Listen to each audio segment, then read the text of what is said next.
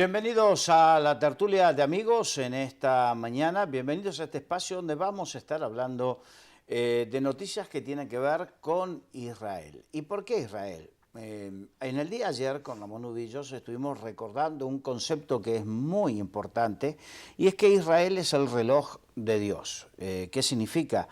Que Dios despierta la historia y mueve sus hilos en la historia en los momentos que Él lo considera, de la manera que Él lo considera, y entonces vamos encontrando el cumplimiento de la historia. Por ejemplo, el regreso de la cautividad de Babilonia fue cuando Dios quiso y mostró que era el cumplimiento. Entonces dice que despertó el espíritu de Zorobabel, el espíritu de Josué, el sumo sacerdote y del pueblo todo. O sea que Él fue el que puso el deseo de regresar a Israel de la cautividad.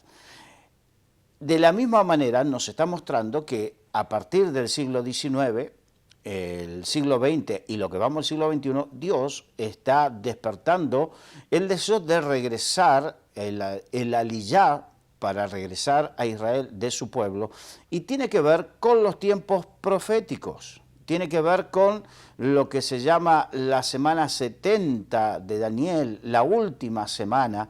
Entonces, cuando queremos ver los cristianos la escatología y entender la escatología, no podemos hacerlo sin tener en cuenta a Israel. Por eso hablamos de este tema, por eso hay gente que es estudiosa en este tema y por eso amamos también al pueblo de Israel, porque es el pueblo de Dios, el pueblo de la palabra, el pueblo del testimonio, el pueblo que nos marca cómo Dios trata con Israel y cómo trata con la iglesia. Para hablar de este tema vamos a tener hoy a Ruth del Coso. Bienvenida, Ruth. Gracias, Carlos.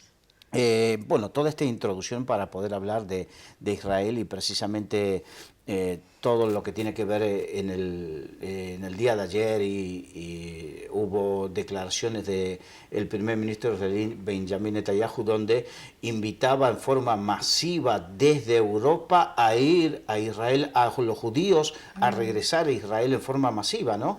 De hecho, hubo en el Consejo de Ministros, hubo un presupuesto aprobado de más de 40 millones de euros para precisamente ayudar a financiar esta aliyá, principalmente de Bélgica, Francia y Ucrania. Sí, es increíble, es un milagro que podamos ver este cumplimiento profético, que sabemos que las piezas del jarrón tienen que volver a juntarse. Una vez que se rompió, una vez que el pueblo se dispersó, está escrito que tiene que volver a Israel. Y bueno, pues lo estamos viendo, se están poniendo las cosas muy difíciles. Mismamente también ayer veíamos en la televisión estas imágenes tan horribles, ¿verdad? Que hay una persecución también tan grande en este tiempo hacia los cristianos. Y claro que sí, lo que le pasa a Israel, detrás vamos nosotros. Y de alguna medida nosotros estamos ahora también viendo y viviendo un poco esto, ¿no? Por lo que ha pasado a Israel toda su historia. Y bueno, pues la verdad es que con todo lo que está pasando en Francia, Dinamarca, pues Israel tiene los brazos abiertos y claro que sí, lo van a hacer. Y es así como tienen que cumplirse. Estamos viéndolo, Francia están saliendo multitud de personas para Israel. ¿Cuánta gente decía, nos vamos de Europa porque ya no estamos seguros aquí? Y bueno, el milagro que es que un país tan chiquitito, ¿verdad?, ahora pueda tener la capacidad de albergar, de dar la bienvenida a tanta gente, a tantos que van a llegar. Digamos que Israel, para que podamos tener una dimensión, aproximadamente ocupa el mismo territorio que la Comunidad Valenciana. Sí. Aproximadamente, es más, tiene cierta similitud en la forma que es alargada, ¿no? Sí.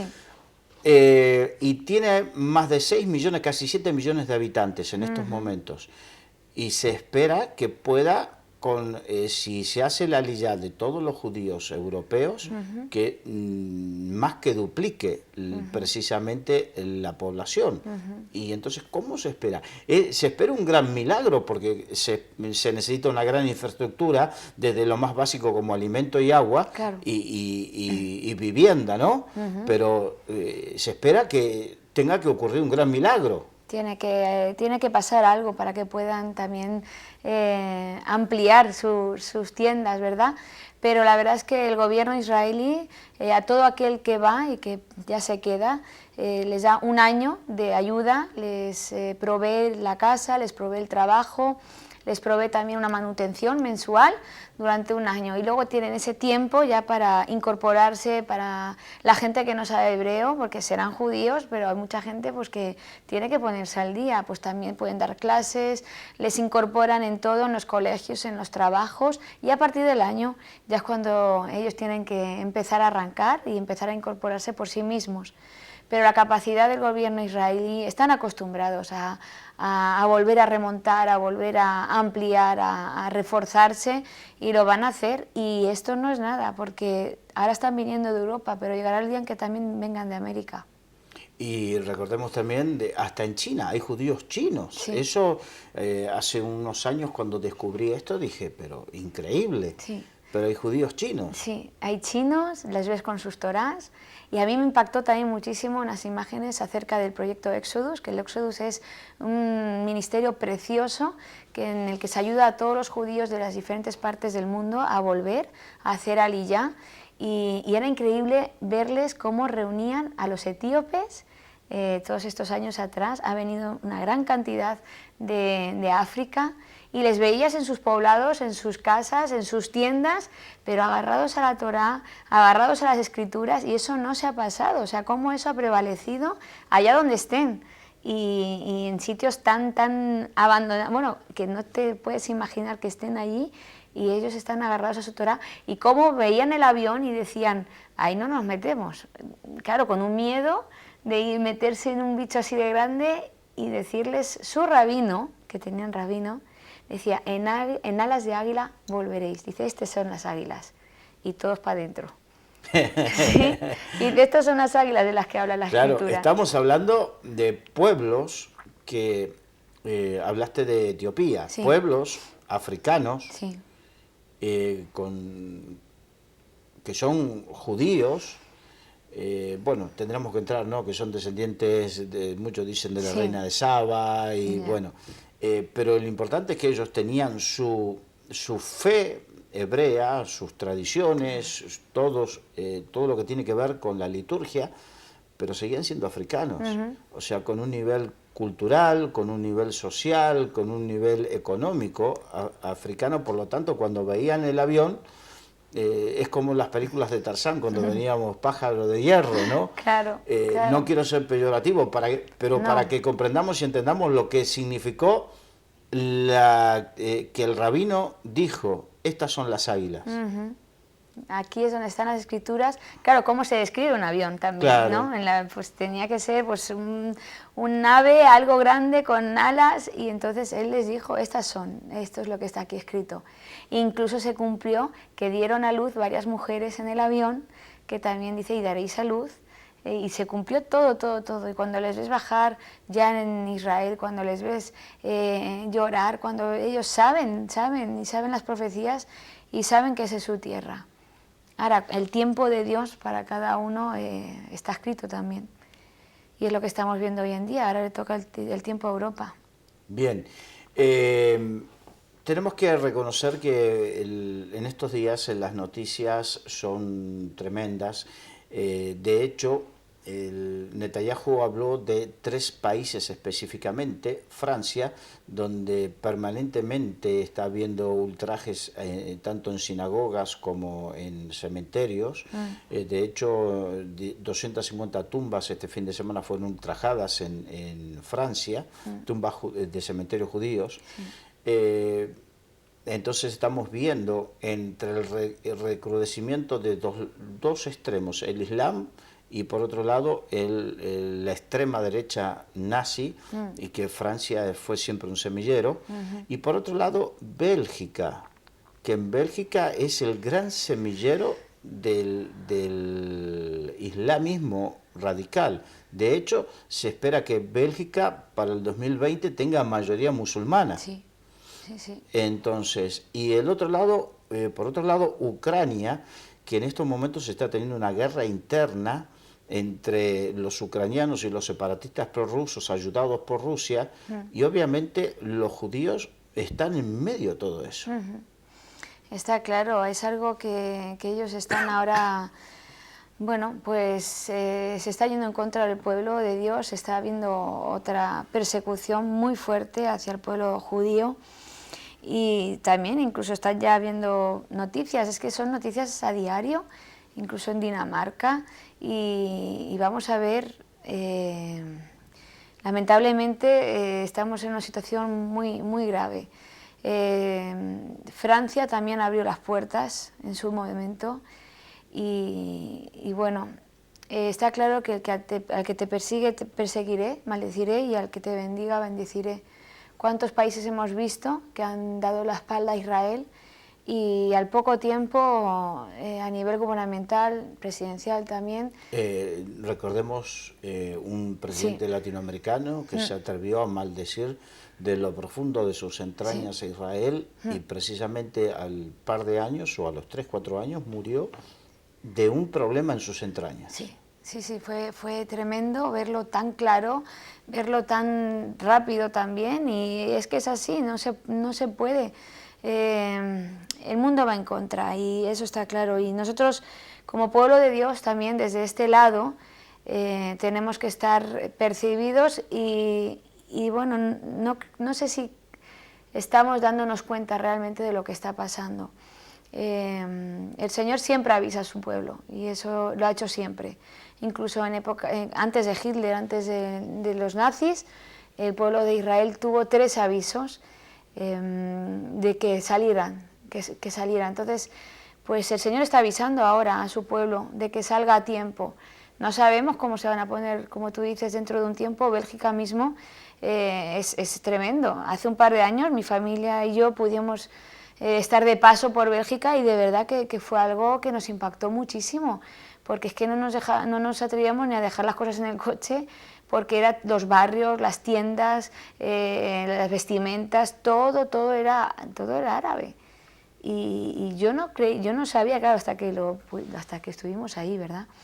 Entonces, dentro de unos años, si Dios no hace algo, las cosas se van a poner mucho peor.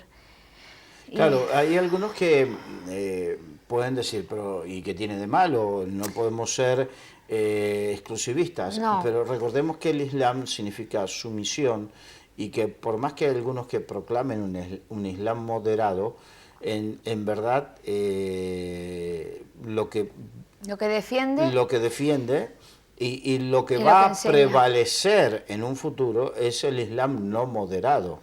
De hecho, a mí me cuesta, claro, yo vengo del otro lado del Atlántico, y me cuesta, conociendo la historia, porque allí estudiamos historia, y después cuando llegué aquí, conociendo la historia de los casi 800 años de dominación musulmana, y con esa experiencia, ese bagaje de experiencia, que han dejado muchas cosas bonitas. Sí, claro que sí.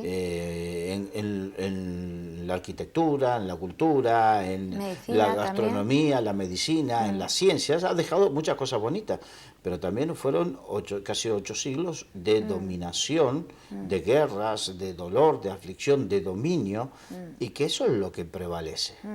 Así es. Y a mí me costó, disculpame me costó entender que no vieran eso. Yo recuerdo haber leído a Oriana Fallaci. Oriana Fallaci era una famosa periodista italiana que se hizo muy famosa por sacar a luz la connivencia entre las ligas masónicas y el Banco Ambrosiano, problemas del Banco Ambrosiano en los 80, y ella, y que ya murió esta mujer, hablaba de Eurabia. Ella fue la que acuñó el término Eurabia, y hablaba y sacó a luz cuando en el Corán popularizó el término que el Corán que dice que invadirán con el vientre de sus mujeres, que esa iba a ser su gran arma, la demografía. Y estamos viendo, y precisamente en Bélgica es el gran problema. Detrás de Bélgica viene Holanda, así es. Francia, y Inglaterra es también casi las mezquitas. a mí me preocupa mucho también viendo lo que viene, lo que se está a punto de decidir en España también. Estábamos escuchando las noticias esta misma mañana y están decidiendo acerca de construir mezquitas, vamos, que van a ser las más grandes de toda Europa. De hecho, en Barcelona, Barcelona. la Monumental de Barcelona, la Plaza de Toros, están con el fin de congraciarse y conseguir financiación para política. el tema político de la independencia, que no vamos a entrar si es justo o no justo que sea independiente, porque no es el motivo de esta charla, ¿no? Pero sí el hecho de que para conseguir ese dinero, prostituirse y entregar ese edificio para que construyan la mezquita más grande de Europa. Estamos metiendo un caballo de Troya en España. Tenemos que orar muchísimo y Dios tiene el control sobre los tiempos, sobre la historia, y nada pasa sin que Él lo permita, ¿verdad? Pero tenemos que orar para que también nuestros gobernantes tengan esa luz y de qué manera pues no puedan coger el terreno y que ellos quieren. Ayer decían que iban a tener el Mediterráneo de sangre. Y es lo que ayer pues estábamos viendo, la decapitación de 21 cristianos egipcios, que Dios mío, es que están yendo a una velocidad, cada día estamos recibiendo noticias y ya da igual de donde sea, ¿verdad? Y esto es lo que se está cocinando y que viene de alguna manera, están queriendo meterse también vía Barcelona y vía luego Córdoba, Sevilla, y da mucho... Recordemos que nosotros podemos extrañarnos de ciertas cosas ahora, pero hace 20 años, yo llevo, van a ser 12 años en España, y desde antes se conocen noticias de que en ciertas zonas del islamismo se enseñaba acerca de Al-Ándalus y recuperar Al-Ándalus, claro, como que era algo que le pertenecía al Islam, sí o sí.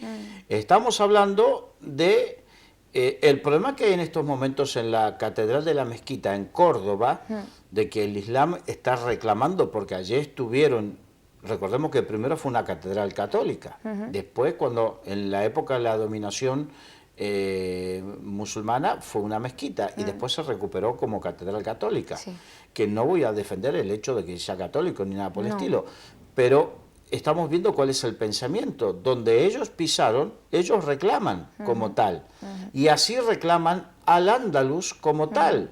Entonces, desde hace unos 20 años se enseña en colegios y hay textos de enseñanza histórica donde están reclamando al Andalus. Es así. Sabíamos y se oye, como tú dices, de hace 20 años y estaba siempre eso, pero claro, ya viéndolo tan de cerca y vivirlo también, que lo estamos viendo nosotros con nuestros ojos, pues no sé, yo le pido al Señor, digo, Señor, tú, como te decía antes, Él avisa a su pueblo y Él nos dará el aviso, ¿verdad? De alguna manera también se tienen que cumplir las profecías y como decíamos al principio del programa, ese jarrón que se rompió y que se dispersó por todo el mundo tiene que volver a reconstruirse y cada pieza tendrá que volver a Israel. Entonces algo tiene que pasar en los países, igual que en América, la gran parte de la economía americana pues la llevan judíos y claro, ¿qué les lleva? ¿Qué les va a llevar a volver a Israel? Si están tan bien ahí, están con sus negocios, algo tiene que pasar también para que tengan que salir y tengan que volver a Israel. Igual que en España, y igual que estamos viendo ya en Francia, en Europa, y es el cumplimiento de las profecías, es los huesos secos también tienen que... Claro, el Valle de los Huesos Secos, sí. Ezequiel 37, eso, que habla de que había un valle con huesos que estaban secos en gran manera, y que de repente una palabra que dice, ¿vivirán estos huesos? Tú lo sabes. Y dice que hubo un gran ruido, un estruendo, ¿no? Y que cada hueso volvió con su hueso y una vez que se unieron, crecieron los tendones, los ligamentos, la carne, la piel, y bueno, estamos viendo que ese es precisamente Israel como nación. Así es. Hay un proyecto ya que es real, que se está haciendo, lo conocemos muy de cerca, y es el proyecto que está apoyando a los Anusim. A los Anusim son los huesos secos que están dispersados a que vuelvan a Israel, ¿no? Y entonces pues conocemos este ministerio, lo estamos apoyando también, ayudando en todo lo que podemos, y de alguna manera pues también esos huesos secos se tienen que levantar y tienen que volver, como estamos hablando. Claro, entonces ahí encontramos todo lo que podemos hablar de geopolítica mezclado con la profecía. Que Dios es el gran titiritero y si tiene que hacer las cosas como... a mí siempre me extrañó cuando decía, en Jeremías dice, Ciro mi siervo. ¿Cómo puede ser un rey, emperador con impío que ha matado a tanta gente? ¿Cómo puede ser decir mi siervo? Claro, en vez de mi siervo tendría que haber sido mi instrumento. Claro. Nosotros diríamos mi instrumento, ¿para qué? Para que precisamente se pueda realizar, llevar a cabo el regreso de los judíos de la cautividad. Entonces vemos que también Dios mueve aún a los impíos para el regreso. Y en este caso, como tú estabas hablando, ¿cómo regresarán los judíos americanos? Que ostentan un nivel de vida y un poder tan grande y un nivel de libertad tan grande en Estados Unidos, con la persecución. Algo va a pasar, algo tiene que pasar, y siempre también pues hemos sabido que estas profecías se tienen que cumplir, y ahora pues lo estamos viendo en Europa. Entonces, bueno, ¿cómo va también a reaccionar la Iglesia, ¿no? Ante... Claro, porque bien decías que detrás de Israel va la Iglesia. Claro. ¿En qué sentido? No pensemos que todo lo que estamos hablando viene exclusivamente para Israel. No. Además, ¿quién es el pueblo de Dios, verdad? Es el pueblo de Dios, es los judíos con la Iglesia injertada. Entonces estamos con ellos y son la brújula, como tú decías al principio en la presentación, es el reloj de los tiempos. Y entonces, pues todo lo que vayamos a ver en que ellos estén pasando, pues nosotros también lo vamos a tener que pasar. Y bueno, de qué manera también el pueblo de Dios de este lado, ¿verdad?, va a reaccionar ante esto, ¿verdad? Claro, lo vamos a pasar de tal manera que terminaremos siendo un solo pueblo, lo que la Biblia habla de la reunión de los dos campamentos. Eso es, sí. El campamento judío y el campamento gentil, que serán uno solo. ¿Por qué? Porque ambos campamentos, ambos pueblos, vivirán en el último tiempo esa persecución del último tiempo. Para entender esto, aparte de la Iglesia, le cuesta por esa percepción o esa, a mi entender, errónea interpretación de la pretribulación. Sí, sí, la verdad es que cuando vamos a eventos, cuando vamos y hablamos con la gente, mucha gente viene con este pensamiento, y es algo que yo personalmente pues no comparto. Es que está claro, porque Jesús dijo, es que el mismo Jesús, ¿verdad?, tuvo que pasarlo, sus discípulos lo pasaron. Si nos vamos, pues gloria a Dios, que nos vamos, pero ¿y si no nos vamos? Y claro, que yo creo que no. Pero también tiene que ver, el pretribulacionismo tiene que ver con el concepto de sustitución, la teología de la sustitución, en el sentido de que cuando leemos Israel en la Biblia tenemos que leer la Iglesia ya. Claro. Que Israel quedó desechado. Claro. Y la Biblia no dice nada de eso. No, ¿quién es la novia? ¿Verdad? ¿Quién es la vieja Noemí? ¿Verdad?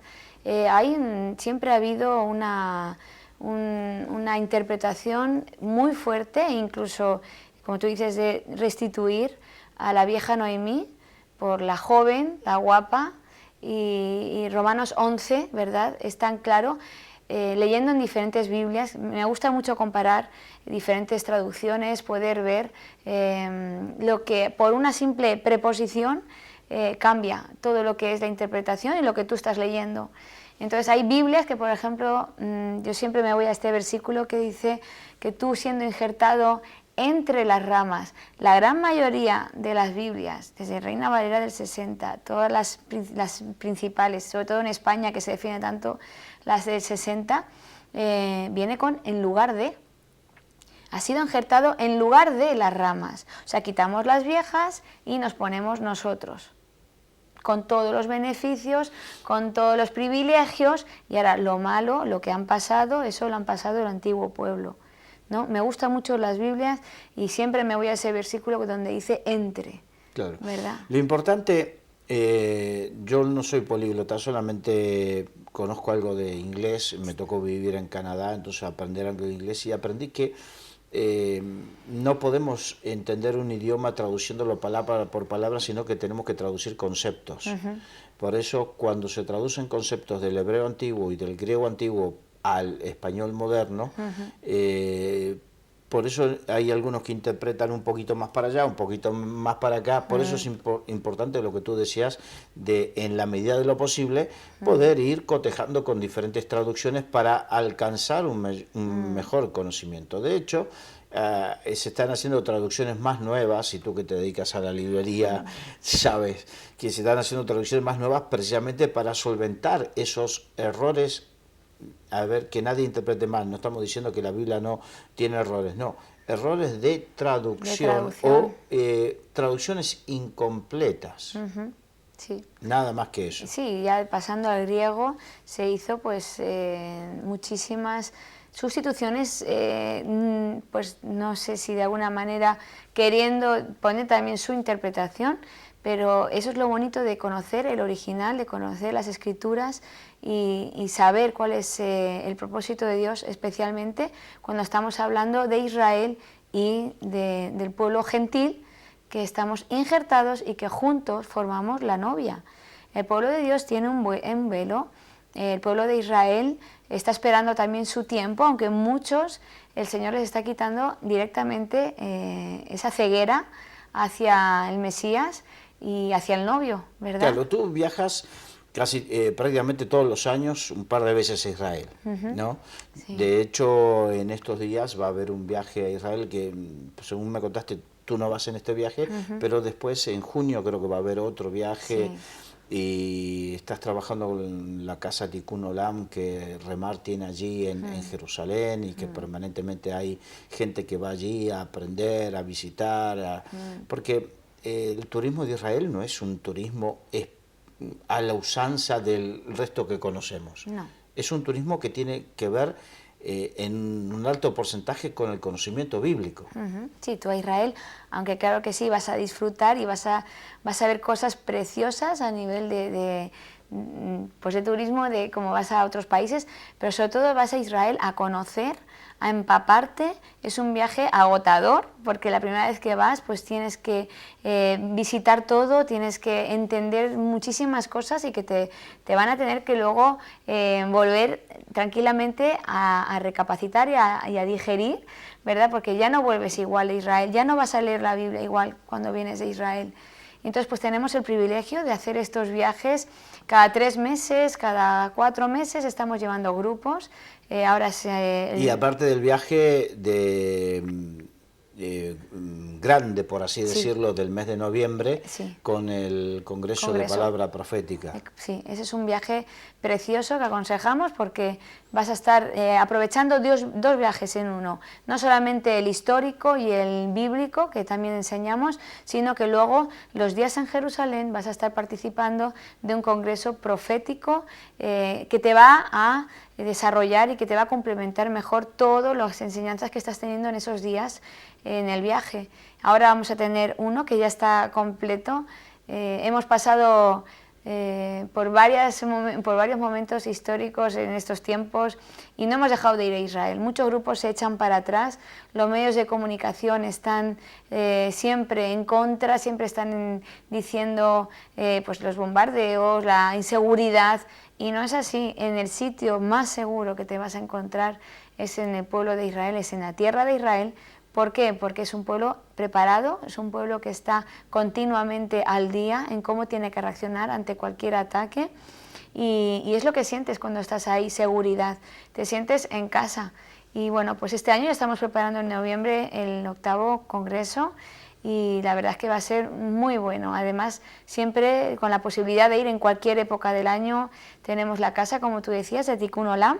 Es una casa muy especial, una casa donde estamos hospedando a gente de todo el mundo que vienen a estar unos días, que vienen a conocer, que vienen a ver la tierra, con posibilidad de tener un guía y bueno, pues de conocer. Sobre todo en Jerusalén. Sí. Quiero decir, porque he estado en casa, de hecho aquí en el tablet estoy viendo las fotos de cuando estuve por ahí, Sí. que hay una foto muy especial que tiene que ver con un dibujo que hay en esa casa, que cuando se cogió esa casa ya estaba ese dibujo acerca de lo que era Jerusalén antiguo y que da una visión profética de donde estaba el templo y donde va a tener que ser reconstruido y por donde va a entrar el Mesías, o sea, la puerta dorada, una serie de cosas. Pero esa casa está a ¿cuántos? 200, 300 metros de la entrada... De la puerta de Damasco. De la puerta de Damasco. Sí. Está también cerquísima, pues claro, de la puerta de Damasco, un poquito ya bajas las calles para abajo, ya tenemos el muro, está en pleno Jerusalén, está en la calle principal, donde van todos los rabinos, todas las familias a las sinagogas, y simplemente asomarte al balcón por la mañana y verles ya, sobre todo ya el viernes por la mañana, ¿verdad? Que ya es el Shabbat, que va a ser esa tarde, ya ves todos los preparativos y están pasando continuamente por esa calle. Es una calle que está también cerquísima de Mea Sarim, que es el barrio ortodoxo, el barrio judío principal, y la verdad es que es un sitio privilegiado. El Señor nos tiene ahí por alguna razón. Estamos trabajando ya desde hace 8 años ahí en esa casa y luego también desde hace 10, 12 años en Israel como ministerio. Y bueno, pues estamos viendo cada año cómo el Señor va ampliando el ministerio, va ampliando los permisos y vamos a poder hacer cosas preciosas. Claro, el solo hecho de ir ahí, de hecho...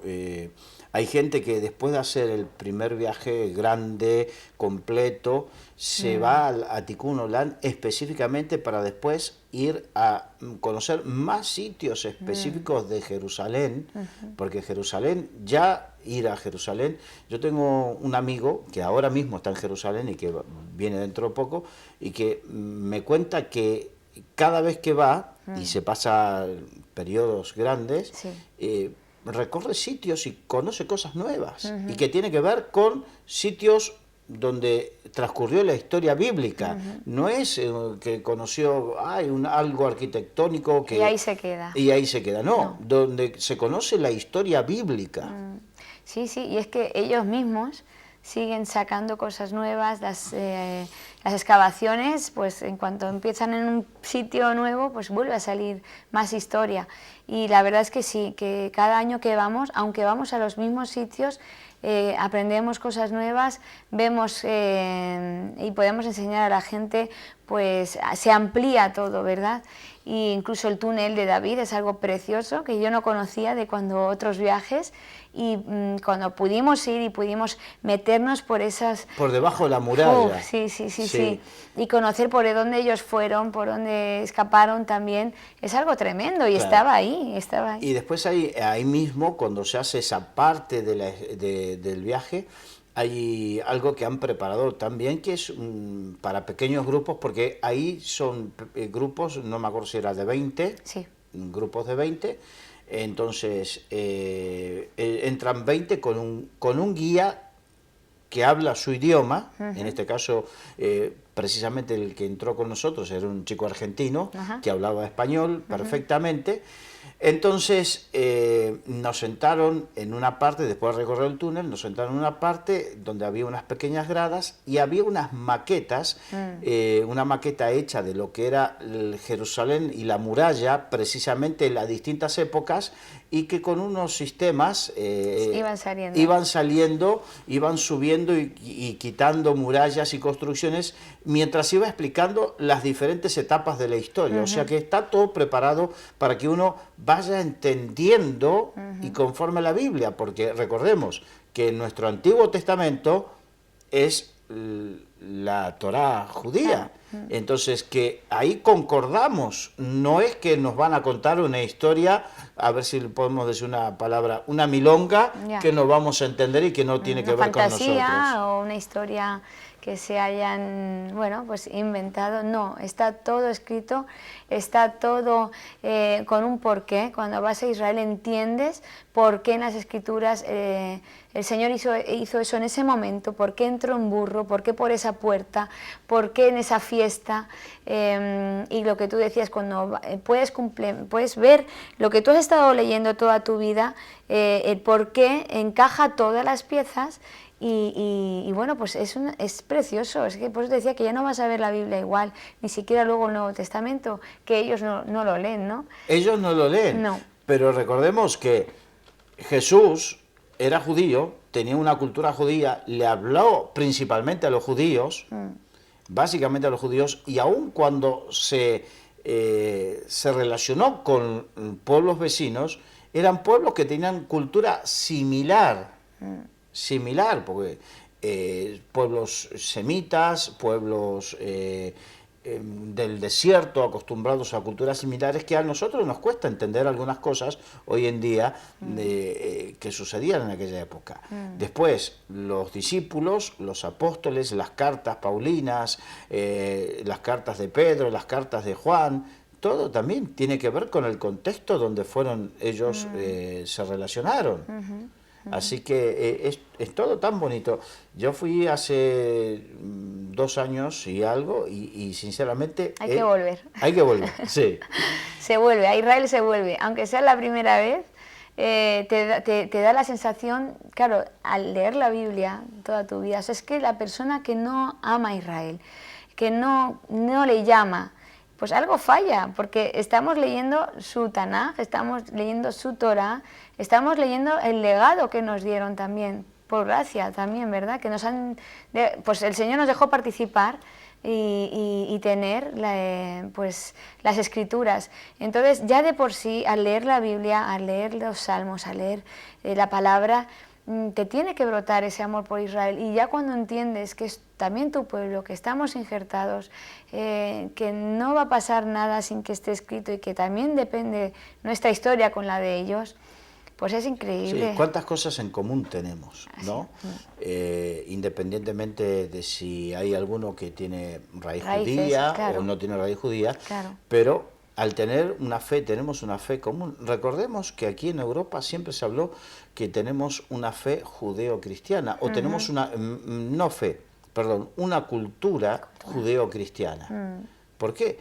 Porque verdaderamente es algo en común que se tiene, un pasado en común y un futuro en común. Así es. Y Jesús fue judío, y Jesús iba a la sinagoga, Yeshua, ¿no? Y él pues practicaba y sabía, y él enseñaba también a su pueblo, y no pudieron reprocharle nada porque él conocía y lo practicaba. Y bueno, lo bonito que es también complementar esas tradiciones, esa forma en la que ellos viven el día a día con nuestra fe, y poder hacer uno. Porque... Claro, pero recordemos esto, los apóstoles cuando iban a predicar a una ciudad, no hacían una campaña evangelística en la calle, a la usanza de lo que nosotros podemos entender hoy el siglo XX, XXI, sino que iban a las sinagogas a explicarles a los judíos el cumplimiento de las profecías en el Mesías, que era el Mesías esperado, que era Jesús. Ahí surgieron las primeras congregaciones. Después nos cuenta la historia bíblica como el Evangelio se fue extendiendo a los gentiles. Claro. Pero él vino primero a las ovejas perdidas de Israel. Y el Evangelio fue primero a las ovejas perdidas de Israel. Por eso tenemos un futuro en común, un pasado en común, y tendremos un futuro en común. Así que es mejor que lo entendamos para que vivamos correctamente el presente. Claro que sí, sí. Bien, se nos fue el tiempo, Ruth, muchas gracias. Así que recordemos que este viaje de ahora a finales de febrero ya está completo. Sí, sí, sí, la verdad es que ha sido una respuesta, es un grupo un poco más reducido, hacemos muchos viajes también aparte del grande de noviembre, que a veces hemos ido hasta 2 o 3 autobuses, también están estos viajes que son más reducidos, otros precios también, y bueno, la verdad es que son mucho más especiales porque también al ir menos gente, pues la gente va a disfrutar más de ese tiempo y va a aprender pues de una forma más personal todo lo que se le va a enseñar. Entonces cada 3 meses, febrero, luego Semana Santa, abril, mayo, también en verano y luego ya siempre el de noviembre. Son los viajes que hacemos anualmente. Muy bien, muchas gracias Ruth nuevamente, gracias a ustedes por habernos acompañado en este tiempo de tertulia, nos despedimos de los amigos de Solidaria TV y Daniel Díez continúa con todos ustedes en Radio Solidaria.